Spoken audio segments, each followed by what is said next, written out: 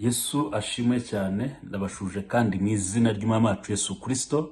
Turakomeje turimo turaganira ku musaraba, ku gaciro k'umusaraba. Reka dusome Abafilipi ibice 2 umurongo wa 1 kugeza kwa 8. Haravuga ngo ahubwo yisiga ubusa ajyana kamero k'umugaragu w'imbata, agira ishusho y'umuntu, kandi amaze kuboneka afite ishusho y'umuntu yicisha bugufi, araganduka, niyanga no gupfa, ndetse urupfu rwo kumusaraba. Amen. Turimo turavuga agaciro k'umusaraba kugira ngo tumenye agaciro k'umusaraba. Umusaraba ntabwo ari ikintu cyoroshye kubizera, bite n'umugabo Yesu umwami wacu twizera wawugiyeho. Bibiliya ivuze ite? Biravuze ngo yisiga ubusa. Kwisiga ubusa biravuga iki?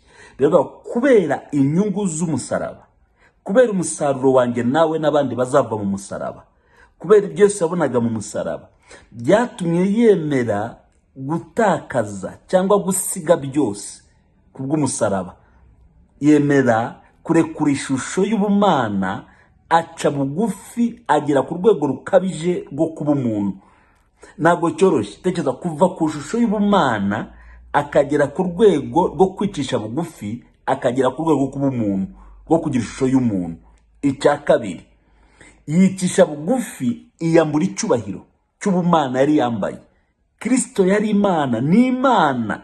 Nubwo yambaye ishusho y'umuntu, ni Imana. Kandi ubwo yari yambaye ishusho y'umuntu, yari Imana muri we, ariko yemera kuba umuntu kugira ngo yinjire ku musaraba. Icya gatatu, ubwiza bwe bw'ubumana arabureka, yambara umuvumo, yambara icyaha, yemera kwambara icyaha, ubwiza bwe arabureka. Kubera iki? Iyo Yesu aza kuza ari Imana, afite bakamero k'Imana, afite ubwiza bw'Imana, afite icyubahiro cy'Imana, afite ubuzima bw'ubumana, ntabwo ari kujya ku musaraba, ko ntabwo umusaraba ari kumutinyuka. Umusaraba wari umusaraba, donc nirwo rupfu rubi rwa nyuma rwabagaho. Biravuga ngo aricishwa bugufi ngo agera n'uburyo apfa urupfu rwo ku musaraba. Bivuze ngo nirwo rupfu rusuzuguritse, nababwiye, rugayitse rw'inyuma y'ibindi. Ariko ntabwo Yesu yitaye kuri ibyo byose yaba yatakaje igihe gito, ahubwo yitaye ku nyungu zizava ku musaraba amaze kunesha umusaraba.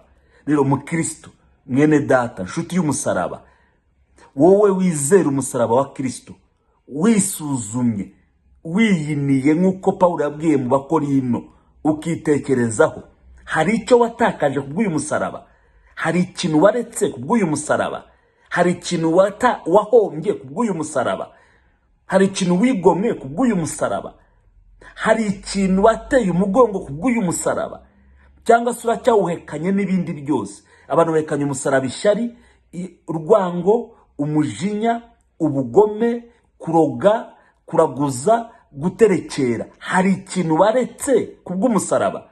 Niba ku musaraba kandi tugiye kubona no kumara wawo nyirizina.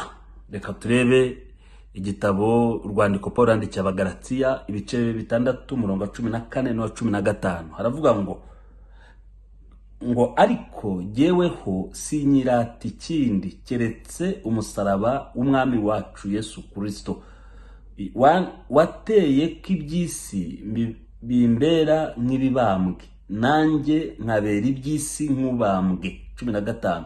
Kuko gukebwa kutagira umumaro cyangwa kudakebwa, keretse kuba icyaremwe gisha. Amen. Uyu ni intumwa Paulo arimo aravuga ku musaraba wa Kristo Yesu. None ageze hano mu Bagalatiya avuga neza cyane, avuga ngo nta kindi nkirata, nirata umusaraba w'umwami wanjye Yesu Kristo. Kandi twatanye tuvuga ko umusaraba ari uw'ibivume, na Yesu byamusabye kwiyambura ibindi bintu byose by'agaciro by'ubumana kugira ngo yinjire muri uwo muvumo wo ku musaraba. Ariko none Paulo aratwereka ko icya mbere umusaraba n'ibyirato by'abizera. Haleluya.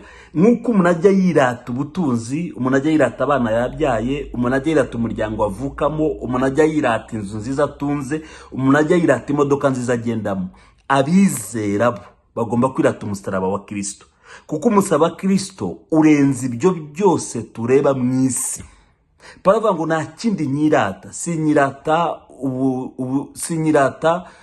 ubuheburayo, sinyirata ubuyahudi, sinyirata uburoma, sinyirata gukebwa, sinyirata amategeko niza amadigiri mfite, ahubwo ndirata ikintu kimwe, ko nabonye ikibiruta umusaraba wa Kristo. Ni ryari umuntu yirata ikintu kimwe mu bindi yabonye? Nuko icyo ngicyo kirusha ibindi agaciro. Icya kabiri, umusaraba wa Kristo uduhesha kunesha iby'isi.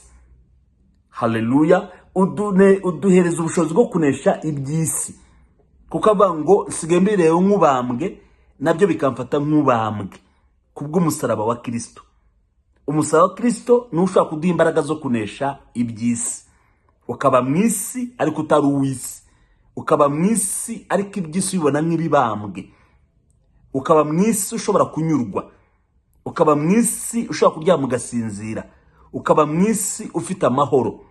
Ni igihe wamaze kubona inyungu z'umusaraba ku buzima bwawe, ni igihe watangiye kugira ubushobozi bwo kwirata umusaraba. Icya gatatu, ku musaraba tuhakura guhindurwa ibyaremwe bisha. Avuze ngo si amategeko, si ugukebwa, si ugudakebwa. Ntabwo gukebwa byahindura umuntu icyaremwe gisha. Ikintu gishobora guhindura umuntu icyaremwe gisha muri Kristo ni umusaraba wa Kristo. Haleluya, shimwa Yesu. Umusaraba ni ushobora guhindura umuntu ikiremwa gisha. Si idini usengeramo, si amasengesho menshi usenga nayo ni meza si mabi, si amavuta y'umushumba ugushumbye nabyo ni byiza kuba afite ayo mavuta. Ikiguhindura icyaremwe gisha ni umusaraba wa Kristo Yesu. Ubusabane bwacu n'Imana none n'igihe kizaza. Yesu abaho umugisha. Reka dusome ubutumwa bwiza bwanditswe na Yohana ibice 3:14. Havuga ngo kandi nk'uko Mose yamanitse inzoka mu butayu, niko umwana w'umuntu akwiriye kumanikwa, kugira ngo umwizera wese abone ubugingo buhoraho. Amen. Tugiye kuvuga kuri uyu murongo 2:14 n'uwa 15 wamfashije cyane, ashaka nawe gufashe. Biravuze ngo nk'uko Mose yamanitse inzoka mu butayu, ngo ni nako n'umwana w'umuntu akwiriye kumanikwa, ngo kugira ngo umwizera wese abone ubugingo buhoraho. Bible avuga iki? Mose yamanitse inzoka mu butayu kubera iki? Abiseye bakoze icyaha, bacumura ku Uwiteka. Inzoka z'ubushabwa bukomeye zirabarya mu butayu, zibicamo abantu benshi. Imana yanjibwira Mose ngo kugira ngo abo bantu bakiri ibikomere by'izo nzoka, nuko ucura inzoka mu muringa ukayimanika ku giti cy'ibendera.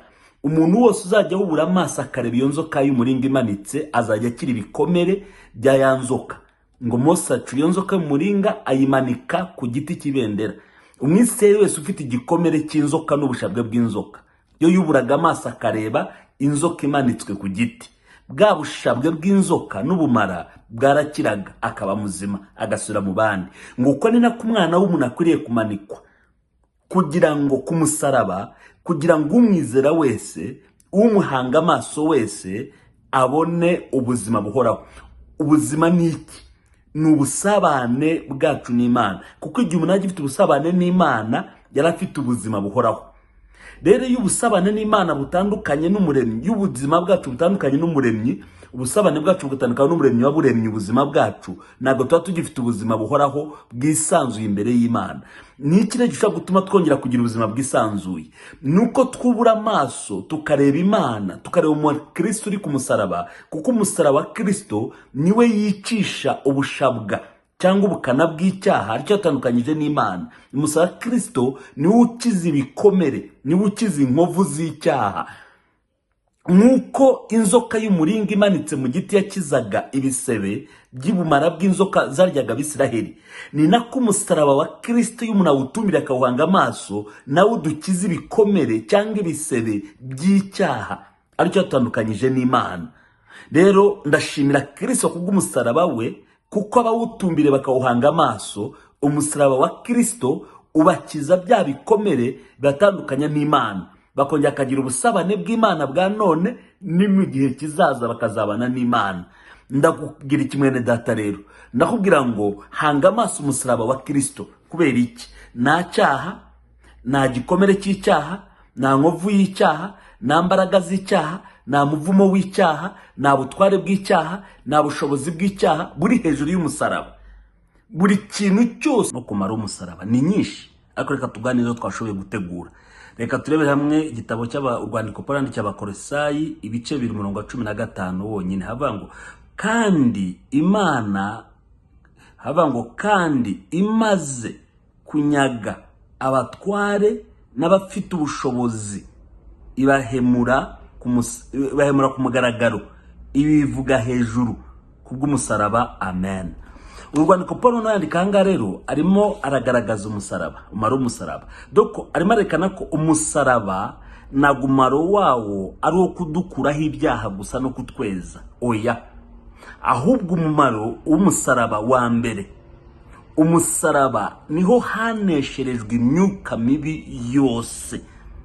Ku musaraba, iyo umukristo akizwa akagera ku musaraba wa Kristo, agira ubushobozi bwo kunesha imyuka mibi yose, kuko imyuka mibi yose yanesherejwe ku musaraba. Icya kabiri, ku musaraba niho yamburiye imyuka mibi yose intwaro.